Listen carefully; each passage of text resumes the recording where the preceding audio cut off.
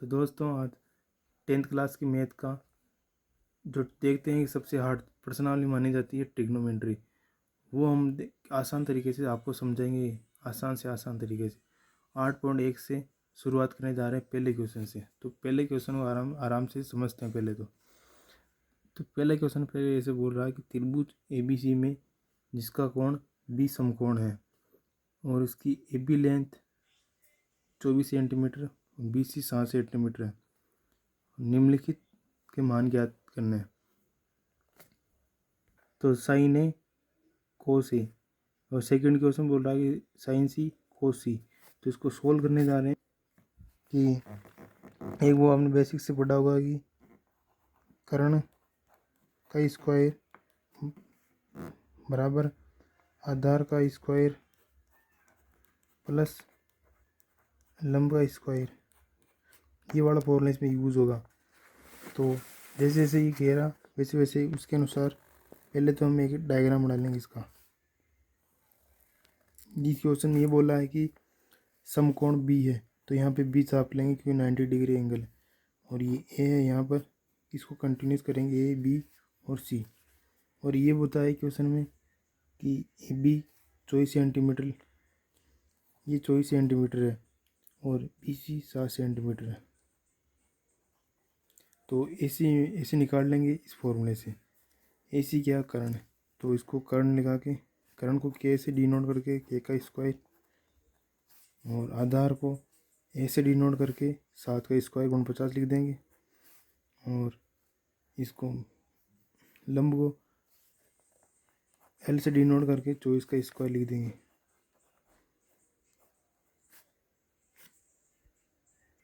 तो कर्ण का स्क्वायर और इसको सोल्व करने में 625, कर्ण का स्क्वायर आ गई, तो कर्ण की लेंथ आ गई 25 सेंटीमीटर, तो इसकी लेंथ आ गई 25 सेंटीमीटर। और आपने एक और ये पढ़ाई होगा साइन थीटा, साइन थीटा होता है साइन कोस थीटा और टेन थीटा, टेन थीटा, और यहाँ पे आएगा कोसेक, और यहाँ पे आएगा सेक, और यहाँ पे आएगा कोट थीटा। इसको एक से टेबल में पे कर देंगे। तो और एक होता है लाल कक्का, एल ए एल के और ए।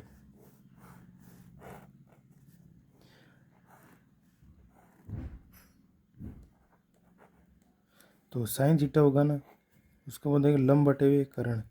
कोस थीटा होगा आधार बटे हुए कर्ण। टेन थीटा होगा वो होगा लंब बटे हुए आधार। कोसेक थीटा होगा कर्ण बटे हुए लंब। सेक थीटा होगा कर्ण बटे हुए आधार, और कोट थीटा होगा आधार बटे हुए लंब। तो इसमें पहले क्वेश्चन में इसमें पूछा कि साइन ए का ये वाला, तो साइन पहले क्वेश्चन का हो जाएगा साइन ए की वैल्यू हो जाएगी कि साइन इसमें देखेंगे तो लंब बटे हुए कर्ण। तो लंब होता है जो आधार, लंब होता है इसमें लंब बटे हुए कर्ण निकालना। तो लंब हो जाएगा 24 बटे हुए आधार कितना, नौकरी है। दोस्तों इसको आगे करते हैं। जो कि जिस एंगल पूछा है ना, जैसे में इसमें पूछा साइन ए, तो ए यहाँ पर है, तो इस एंगल के सामने वाला होगा लंब होगा, और कर्ण ये फिक्स है सबसे बड़ी वाली साइड, और ये बचे हुए आधा रह जाएगा। तो साइन ए में पूछा है लंब बटे हुए कर्ण, तो साइन ए के लिए ये ए है, तो लंब हो जाएगा 7/7 और कर्ण हो जाएगा ये, तो ये हो जाएगा 7/25। और इसी से इसी में पार्ट कोस ए, तो कोस ए के लिए आधार बटे हुए कर्ण, तो आधार हो जाएगा ये ए है, तो इसके सामने वाला बताया मैंने लंब, तो बचा हुआ ये आधार और सबसे बड़ी वाली कर्ण, तो ये हो जाएगा आधार बटे हुए कर्ण। तो आधार ये और कर्ण ये, तो 24/25, 24/25। और इसका सेकंड पार्ट में देखते हैं। पूछा साइन सी, साइन सी, सी कहाँ पर है, यहाँ पर है। तो इसके सामने वाला कौन सा है, लंब, और ये है आधार, ये है कर्ण। तो इसमें पूछा कोस साइन सी, साइन सी के लिए लंब बटे हुए कर्ण। तो इसमें आ जाएगा ये लंब, ये हो जाएगा कर्ण, क्योंकि सी के सामने वाला लंब। ये 24 बटे हुए 25, 24 बटे हुए 25। अब पूछा कोस सी, कोस सी हो जाएगा आधार बटे हुए कर्ण। तो सी के सामने वाला हो जाएगा लंब, ये हो जाएगा आधार, ये हो जाएगा 7 बटे हुए 25। कोस सी बराबर 7 बटे हुए 25। तो दोस्तों हम अगला क्वेश्चन देखने जा रहे हैं, तो उसको पहले ध्यान से आराम से समझते हैं। इसमें बता रहा है क्वेश्चन में कि आकृति 8.13 में tan p minus quote r का मान ज्ञात कीजिए।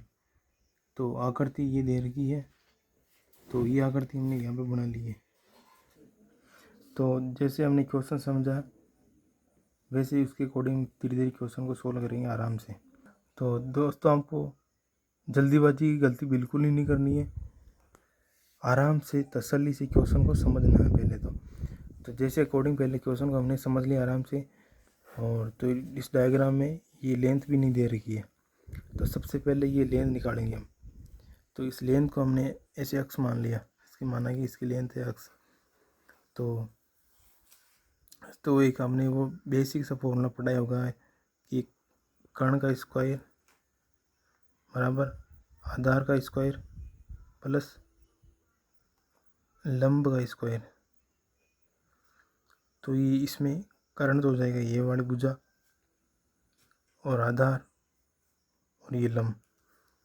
तो इसमें कर्ण दे रही है 13 सेंटीमीटर, इसको लिख दें होल स्क्वायर ऐसे, और एक एक्स स्क्वायर लिख देंगे ऐसे, और एक 12 का स्क्वायर लिख देंगे ऐसे।